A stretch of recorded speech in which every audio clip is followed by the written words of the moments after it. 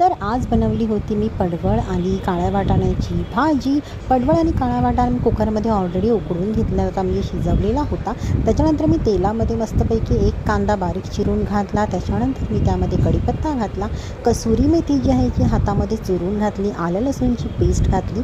आलं लसूणची पेस्ट घातल्यावरती व्यवस्थित मी ते परतून घेतली आणि तिचा जो कच्चा जो सुगंध आहे तो जाऊ दिला आणि कांदा ब्राऊन होऊ दिला.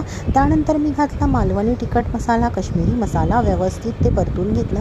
त्यानंतर आमचं मालवणी जे वाटण असतं, ज्याची रेसिपी ऑलरेडी आपल्या चॅनलवर आहे, ते मी घातलं. त्याच्यानंतर एक सगळं एकजीव करून घेतलं, अगदी तेल सुटेपर्यंत भाजून घेतलं. त्यानंतर जे उकडलेले वाटाणा आणि पडवळ होतं त्यातलंच पाणी जे आहे मी थोडंसं घातलं आणि पातळशी ग्रेव्ही करून घेतली. नंतर त्याच्यावरून वरती कोथिंबीर घातली आणि मीठ इथे मी घातलेलं नाही आहे, कारण आपल्या वाटणामध्ये मीठ होतं, त्याच्यामुळे मस्त ग्रेव्हीमध्ये मी लास्टला कोथिंबीर घातली आणि झाली आपली भाजी रेडी.